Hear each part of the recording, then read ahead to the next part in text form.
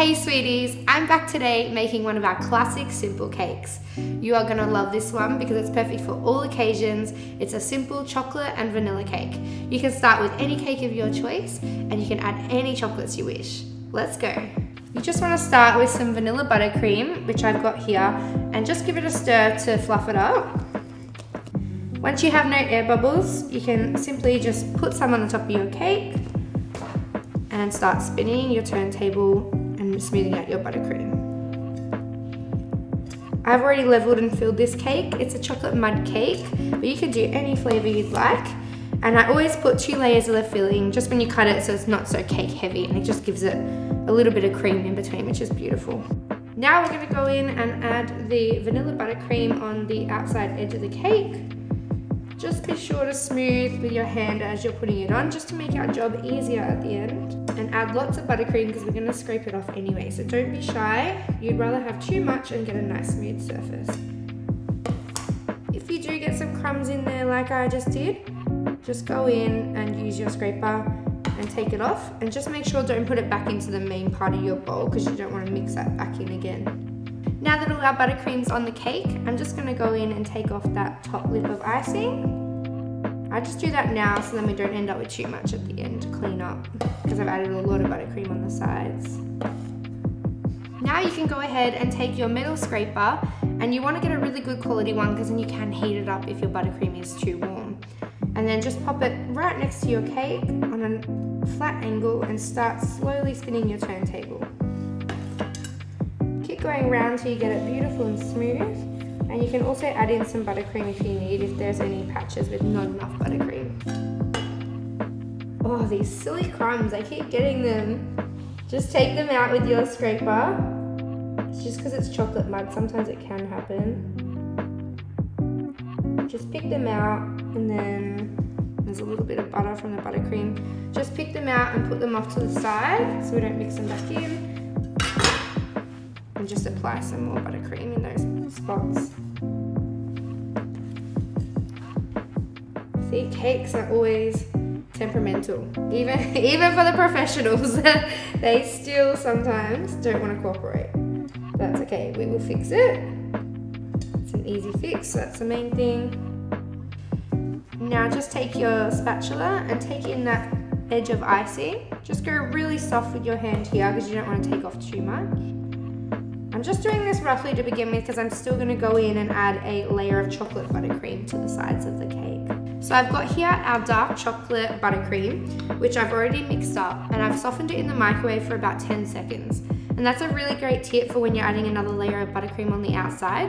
I prefer it to be softer than my base layer, just so it adds on easy without many air bubbles and can smooth on really easily. So just give it another stir.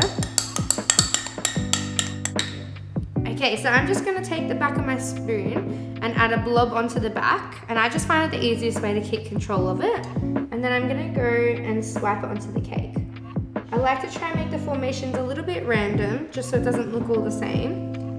And add that in different locations.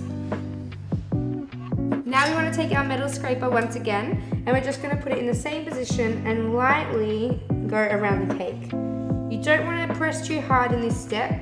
As you can see, I've just done this really lightly to begin with, otherwise our chocolate buttercream is going to mesh together with the white too much.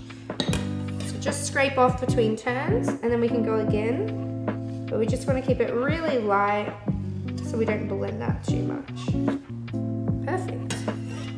So as you can see, we've got some patches where it's darker, some where it's lighter, and that's exactly what we're looking for. When we are going to clean up the board, because it is a dark colour, we want to clean it up now before it gets too messy. So I just use my scraper, go around the board just to clean up some of that chocolate buttercream because it is dark. And we want to grab our cloth out at this point and give that a good clean so it's nice and neat for when we add our chocolate drip. Chocolate gets super messy, so you've got to keep on top of it, otherwise it gets out of control. And as you can see, I'm definitely not the cleanest baker in the kitchen. So I've got chocolate everywhere. So we're all cleaned up now. And just wipe any excess on your turntable. Perfect. Now Now I'm just going to go in with my spatula and just take off that top edge once again, just to ensure it's nice and neat for when we add our chocolate drip on. That was what was handy, that we did all the work earlier with taking off a lot of that top edge. Just so now it's really simple and easy with not much lip on top. Okay, so now I need to grab my chocolate ganache, which I've already got here ready made. It's just chocolate and cream, so there's heaps of great recipes online. I like to make it a little bit firmer and let it set overnight. So mine is already set. As you can see, my spoon is stuck in it, so it's nice and fudgy. And then all I do is melt it down, and that's what I prefer to do, so then I can control the thickness of my drip. So I'm gonna go take this to the microwave and melt it to a runny consistency, ready to drip. Be back soon. Okay, so only I would melt my chocolate ganache too much when I'm showing you how I do it, but that's okay. I'm just giving it a really good stir just to make sure we got no chocolate lumps in there. Perfect. My drip is a little bit runny, so I'm just gonna be careful and not pour too much on the top of the cake, just so it doesn't drip everywhere.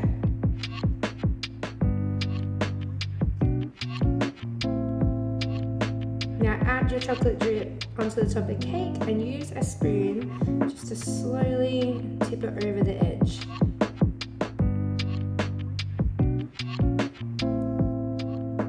You don't want to add too much because you don't want it to look messy.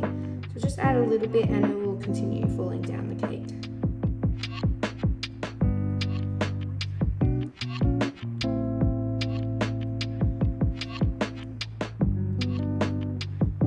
Okay, perfect. So now I'm just going to pop a glove on and we're going to add some piping to the top with buttercream and add your favorite chocolates. I always like to use Lindt on my cakes and some maltesers just to change it up, but Lindt is one of my favorite chocolates and I think it always looks impressive. Today I'm using piping bags from Boxed Packaging in Melbourne. I get these online. I've just fitted it with a loyal 1M tip. These are a staple in our bakery and we use them for nearly everything. Just form a cup with your hand with the piping bag so you don't create too much mess. And just push that vanilla buttercream into the bag. I just turn it to make it nice and tight. And this is my front, so I'm just going to go through and add some buttercream piping. I just start with doing a few random buttercream swirls for the start. And then I'm going to add the bulk of my chocolate and then we can see what we need to add from there. So here I've got the Lindt 70% dark chocolate, just for some nice contrast. And I just crack it into big bits and see what I end up with. I've got this nice big chunk, so I'm gonna add that standing up here, just to give it a bit of a basic framework. And then I'll go in with a second piece that's smaller in the front there. And that just gives it a kind of base, and then I can add some smaller chocolates in between. So because we've already got the dark, I'm going to go in with some Lindt milk chocolate. I promise the missing one wasn't me earlier. We all know we love our Lindt chocolate in this way, so it doesn't last long. So I'm going to add a few little squares of milk chocolate. Don't forget to add some chocolates to the back. There's nothing worse when you have a birthday cake and they don't put the chocolates at the back. Like, the chocolates are the best part. Perfect. Now, just to give it some extra contrast, as I said, I like to use maltesers. So let's add a few in there. And just put them at alternating heights and spots, just to make sure we've got all the chocolate. It should be chocolate overload by the time we're finished. Beautiful. That looks nice and full. So we can put them down, save some of those for a snack later, and add in some chocolate flakes. I like to finish with chocolate flakes because it just finishes off the cake, fills in any white patches and makes it kind of blend with our chocolate. And of course, they taste delicious. Not that I ate any earlier. Now that's pretty much done. You can just clean off any excess chocolate. Chocolate flakes are always messy, but that's okay. And it's finished. And just like that, we've made our easy chocolate cake. Perfect for any occasion. I'd love to see you recreate it. Make sure you tag me down below in the comments or send me a message on my Instagram. Happy baking!